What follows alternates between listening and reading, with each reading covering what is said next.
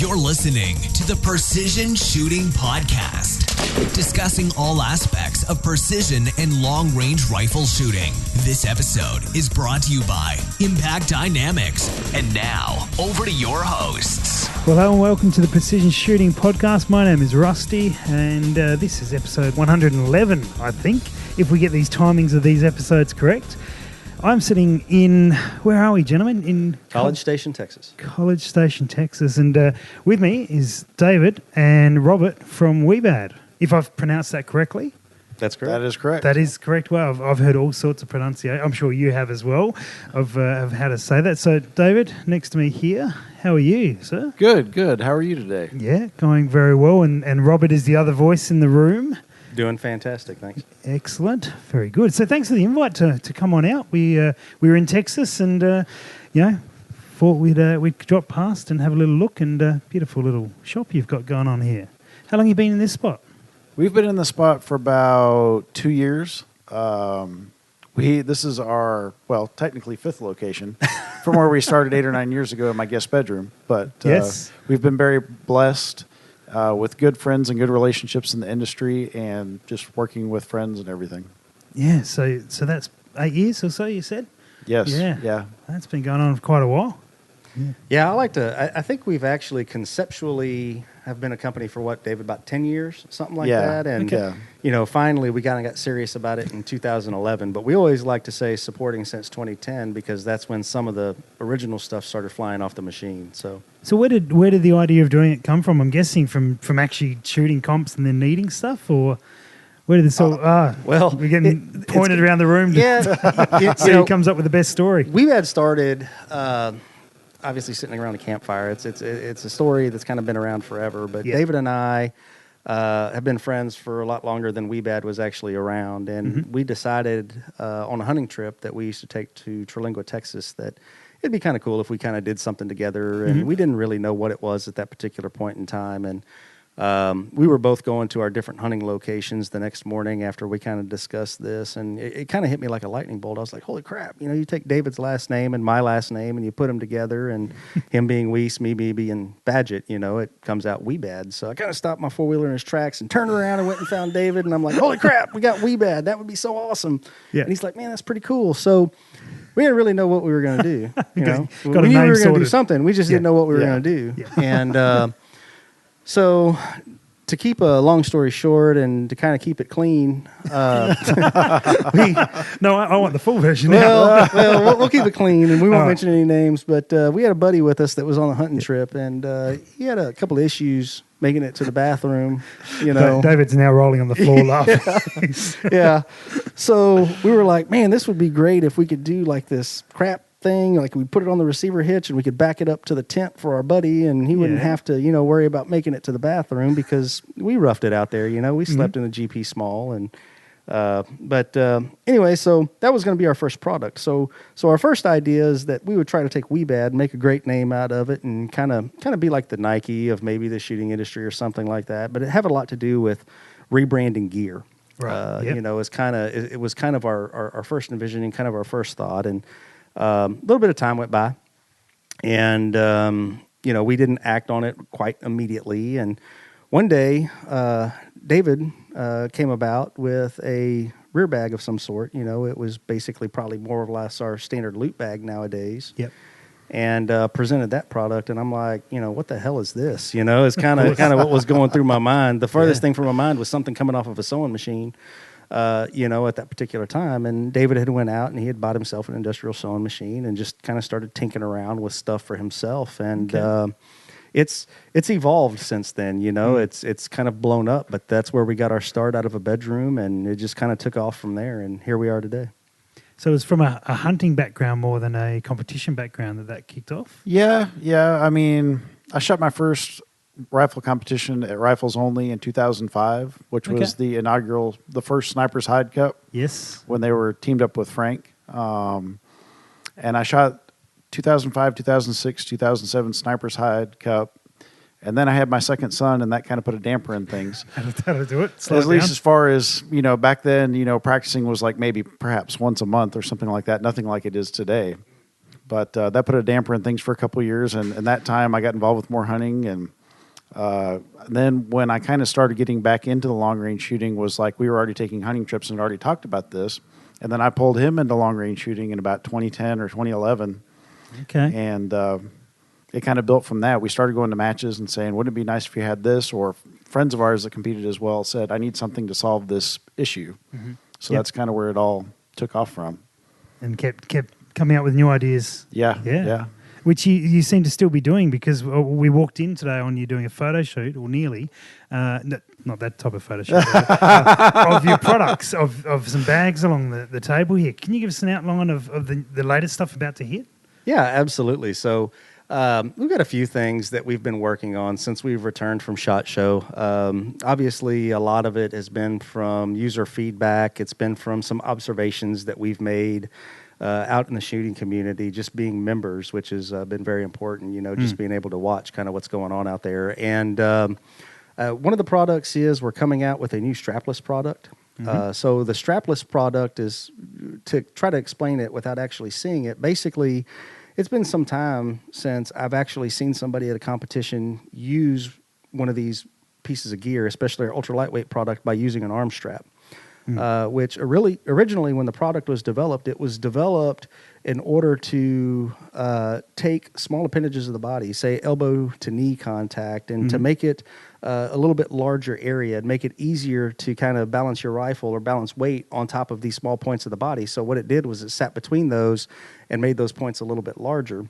And nowadays, when people are building their shooting positions using these products, it tends to be more of taking up space in the human body to eliminate the muscle strain that the weight of the rifle causes. Yes. So because of that, we are coming out with a strapless product. The strapless product is unique in the sense that all of the shot cord and everything for the product is contained inside of the bag. So when the bag packs out, or if you like a little bit of a looser bag, and like many of our customers do, decide to order your product to where it's 70, 80% full, you can still tighten the shot cord straps on it. Yes. And it will actually make the bag feel full again. Yeah, and so this is like the pump pillow. It is. It's going to be our tack pad, our pump pillow, and then there's going to be a new product out that's going to be somewhat larger. For lack of a better term, at this point in the office, we're calling it the behemoth. So if anybody has... Seems appropriate. Yeah, but if anybody has any ideas on a better name than that, please let us know. Well, you're about to launch it, so probably by the time this goes out, you would have worked something out, I hope. Well, yeah, very true, very true. That's similar size to sort of two pump pillows attached. Is it similar? It's close. It's not quite the dimension of two complete pump pillows attached, but I would say definitely 1.5. Okay. Yeah. Yeah. Behemoth sounds about right then. It was good. Yep. Yeah, I when you mentioned that to me today, I was trying to think of the last time I saw someone use the arm straps, and I think the only person I've seen in the last couple of years do that is me. So a bit of a dinosaur perhaps, but it shows that the type of company they are, they're responding to the market very much untouched. Now, both of you guys shoot quite a few comps now.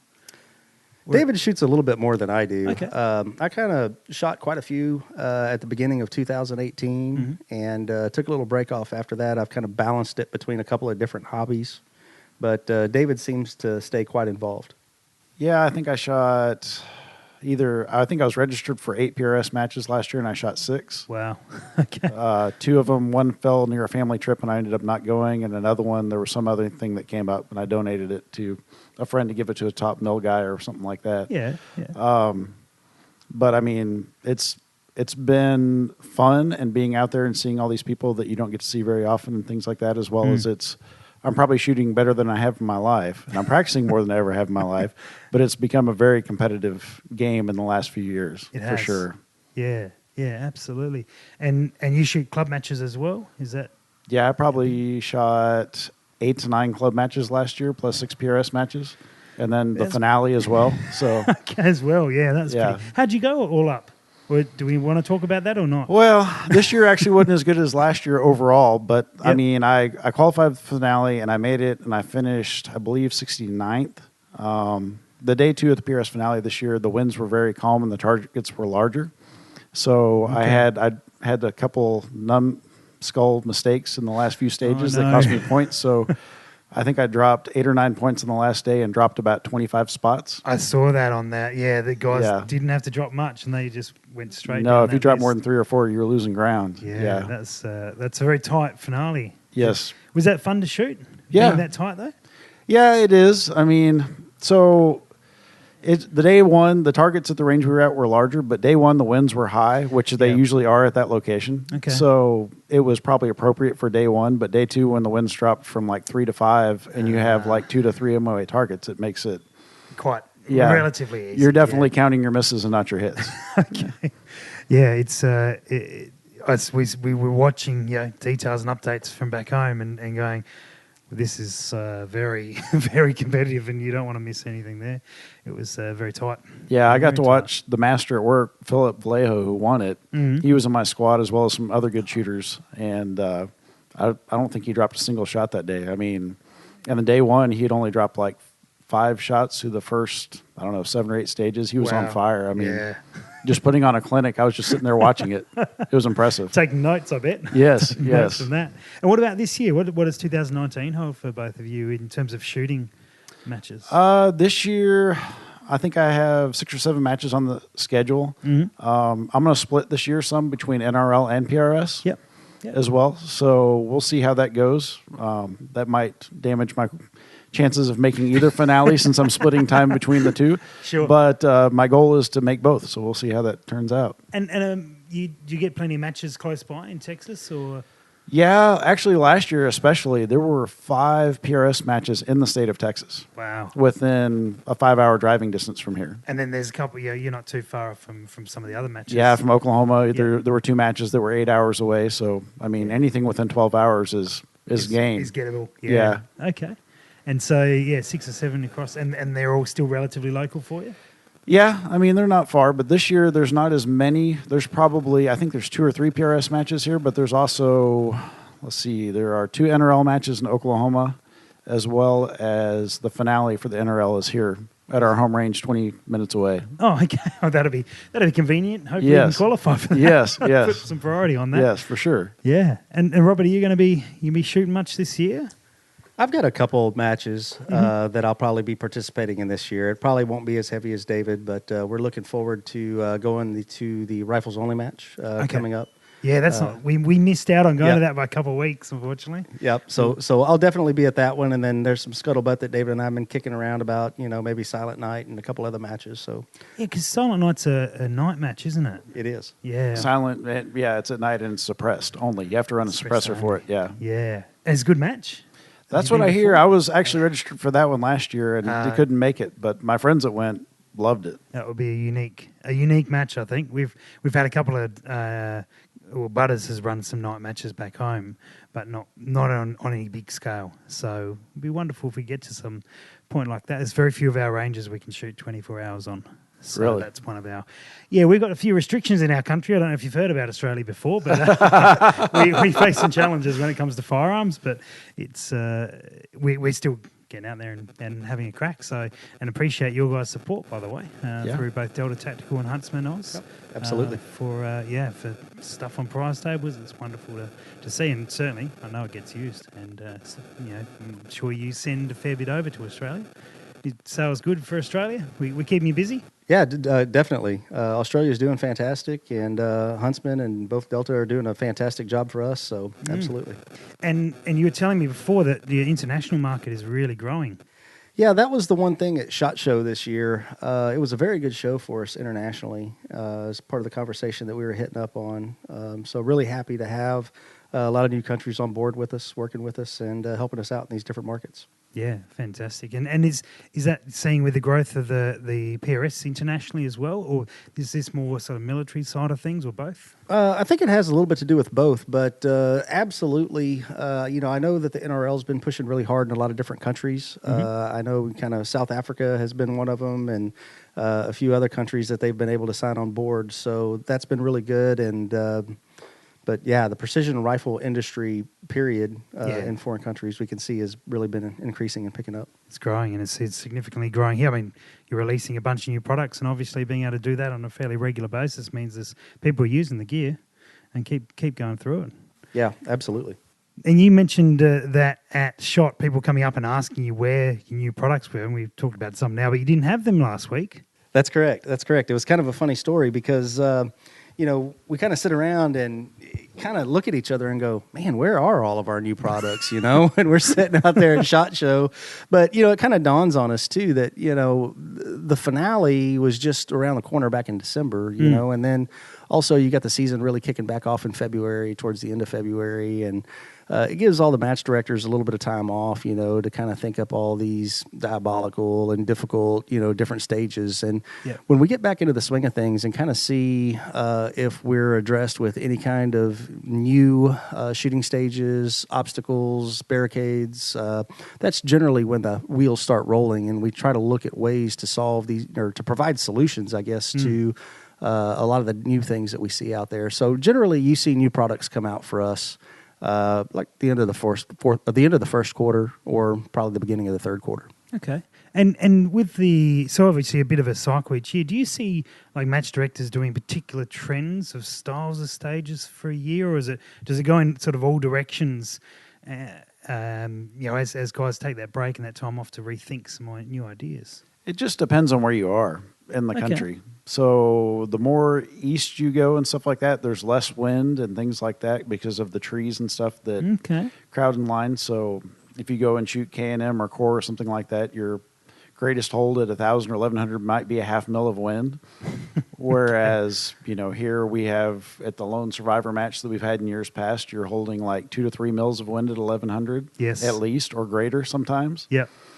And depending on where you are, if you're like up in the central part of the United States, like near Colorado and stuff, they have a lot more field style matches where it's more natural terrain and stuff like that. And whereas in Texas and stuff like that, we like a lot of barricades and things like that where we got to contort our bodies in odd ways to make the shot. But just depends where you are. And so you see a lot of regional variation, I guess, and that will. The matches get written for that because obviously when there's wind present, you don't want to make too many other things too complicated because wind's obviously a big challenge. Whereas somebody needs to tell the match directors here at Cawthon that same thing. Okay, well perhaps not. How do you find the stages that you encounter on both club and national? You guys are solving problems, so I bet you're paying close attention to what stages get written and what's common to see. Yeah, it just depends, like I said, on where you are and stuff. But it's always some kind of. Usually, there's a steep rooftop of some sort. There's some kind of uneven barricades. I'm trying to think of the most unique thing I saw last year. Yeah, if we could come up with something for the swinging platform, I think we'd be doing pretty good. Yeah, I heard a cooler is not too bad for some of that. Their stable sort of from gear. The PRS finale. Yes. Yeah, things make their way down our way.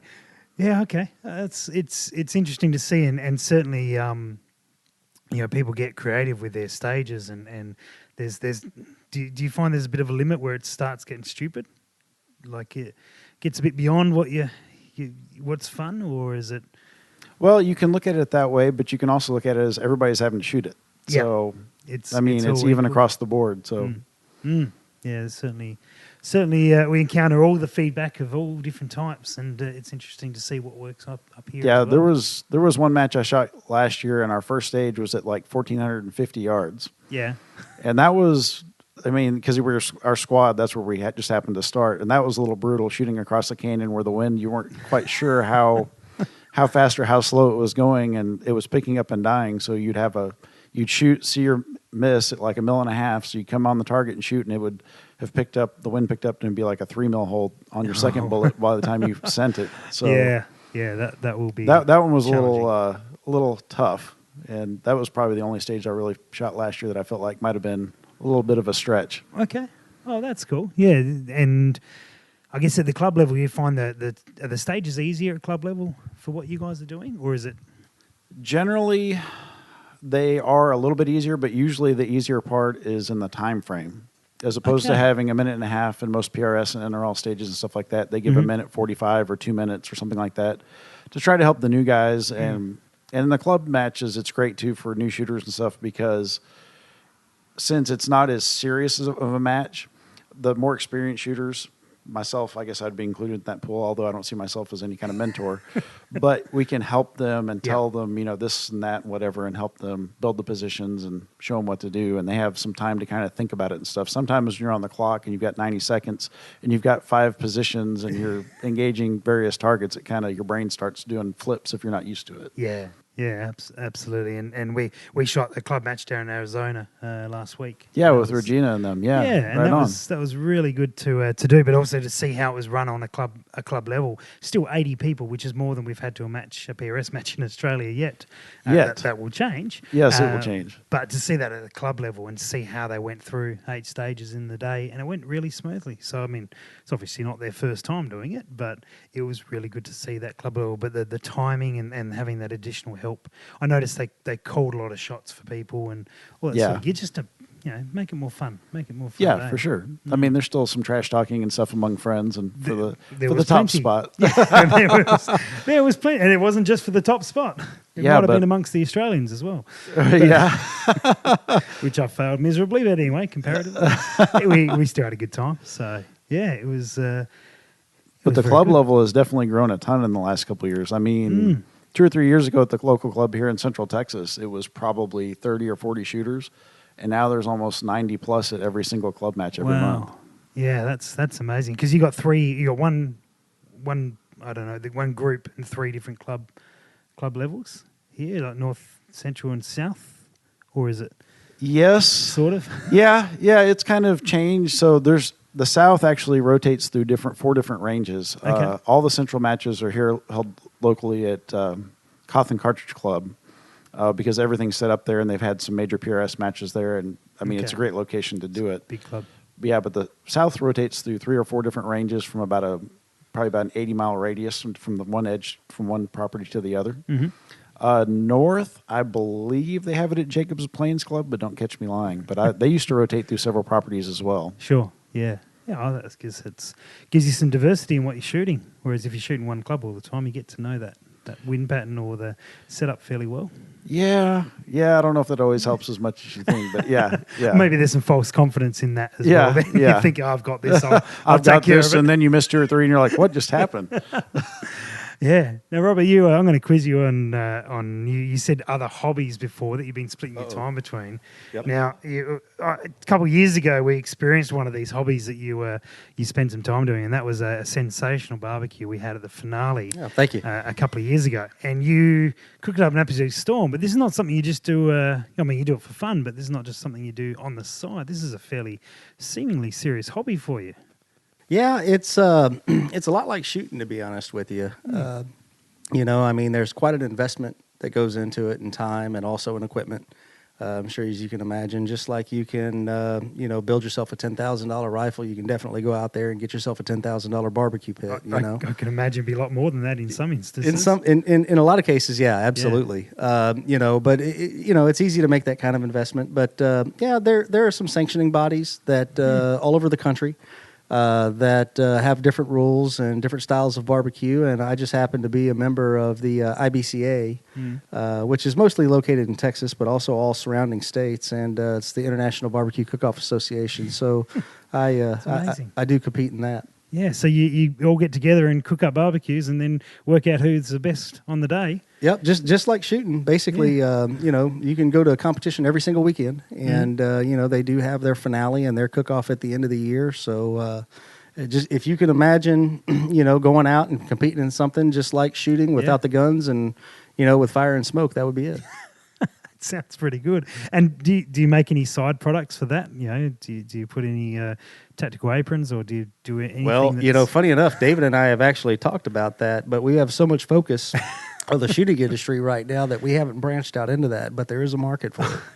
Yeah, well, always got to work on what else is around, because I bet plenty of shooters like to cook. I mean, a lot of them are hunters, aren't they? And so we enjoy cooking, and albeit maybe quite different to Texas barbecue back home. Yeah, definitely.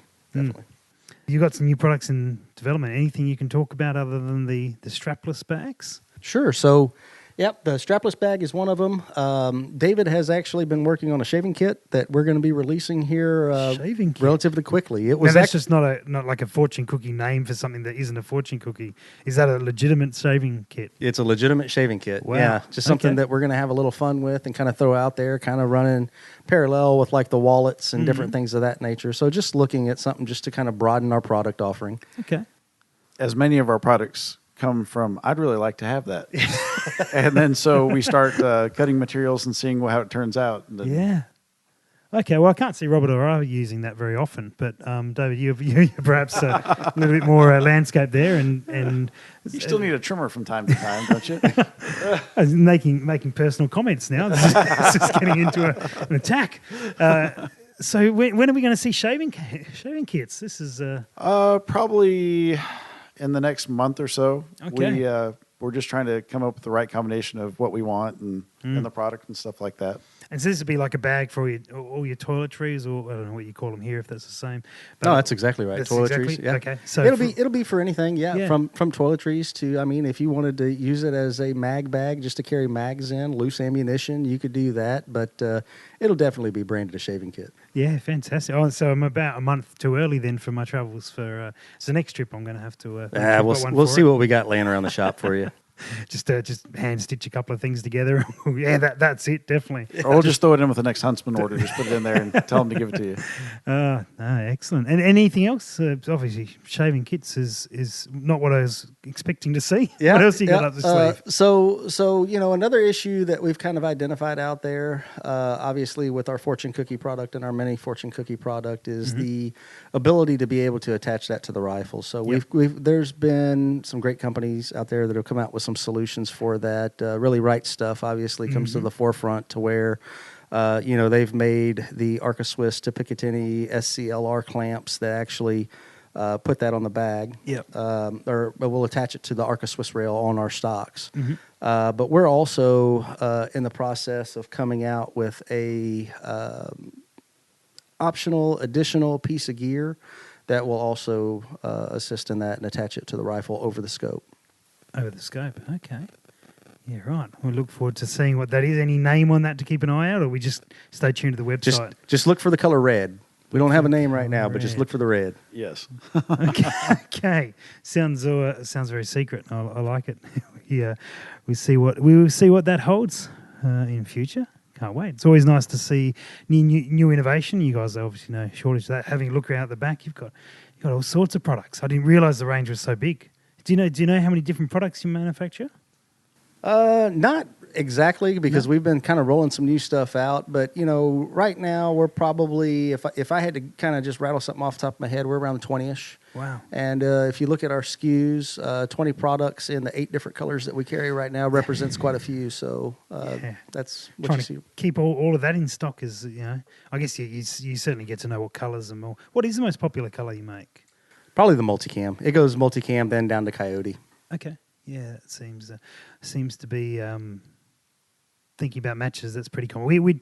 I reckon in Australia we probably see less of the cam, probably more of the tan sort of stuff. How's OD Green going? Is it still faring away? It just depends. I mean, kind of like everything else, we're very regionalized here. When you hit East Texas and go east from there, everything is really green, kind of, Okay. So OD Green does kind of work somewhere, along the East Coast. But Yeah, right. as you start heading further west, everything starts turning brown. So the browns and the multicams do really good there. So it just depends on where you're So at. it's really regional with colours. Yep. That's I was saying before how regional US it seems to be with matches and stages and all other things that we talked about earlier. But yeah, it's funny like that. I think we're obviously a much smaller market in Australia, so we see probably Australian trends not quite so different state by state. But I'll be corrected on that now that I've committed to that to a podcast. Someone will tell me I'm completely wrong. I've got all the data wrong, but that's all part of the show. We're waiting on someone to come and join us as well, Jonathan Berry, and then we're going to go out somewhere for some. Are we having Texas barbecue tonight? Is that the? Yeah, I think it sounds like Texas barbecue. We actually talked about that a little bit earlier as to what we thought you fellas might like, and we figured we'd kind of let you make up your own mind, either Mexican food, Yep. well, I guess the proper terminology here in Texas is Tex-Mex. Tex-Mex. Yeah, Okay. or we'd go have some barbecue, and I think barbecue is going to win, yeah. Yeah, we had some Tex-Mex earlier today, but it may not have been. Well, it was recommended by the Magneto Speed guys, so it seemed to be quite good. We've got nothing to compare it to. It's very different to the alleged Mexican food back home, but it tasted good to us. Much spicier? Or no? No, not so much. No, I mean we had some Arizona Mexican. What's that called? Asmex or something? I think that's just Mexican food. No, but Mexican food in Arizona is different. I actually lived in Phoenix for a year. Okay. And it's not typically as spicy, and they use a lot of blue corn and things like that. It seemed like when I lived there and everything. It was good. It was just different. It's funny the salsas because and everything were different. If you ask Butters, it was much spicier. He struggled with it. Really? He was in tears, I think. But I don't think spicy food is quite his thing. Well, I enjoyed it because it felt quite spicy. But I'm sure now that we've thrown that out, you could say, well, let's go here tonight. You guys will be on fire tonight. Which, I'm more of a curry fan than I am a chili fan, I think. But you guys got all immune to the chili eating Mexican. Well, no, Tex-Mex food a lot. Yeah, I don't know about that. I'm not a real big spicy food eater. Although I guess kind of as I've gotten a little bit older, it's kind of grown on me a little bit. But there still is a too hot. So definitely, there's a limit. David, you got a limit on your. Yeah, I mean, I'll eat jalapenos and stuff like that, but once you start venturing outside of that, I don't want to hear anything about ghost peppers or anything of that nature, because that'll definitely wreck my intestines for sure. Well, that goes to the plan for the second part of the podcast. So we have to think of. I brought some stuff in, but we won't get them out of the car. We'll make Jonathan eat it when he gets here. There you go. No, it will be. It's good, and we've been in Texas for a few days now, and it's a wonderful little state. And a little state. I mean, compared to our states over back home, some of our states are huge. But we were talking last night. We were out hunting with Ivan, and we were talking about some of the station properties or ranches. What do you? Yeah, ranches. Yeah. So some of them, and I think the biggest ranch here was the King Ranch. Are you familiar with that? I don't know if the King's Ranch are the biggest or the XO Ranch in the Panhandle. Okay. The XO Ranch used to be really large as well in the Panhandle, and it was the XO because it was stand for 10 in Texas. They were in 10 counties, which was quite the large ranch. So I'm not quite sure who holds the record currently. Yeah, because we checked out that the biggest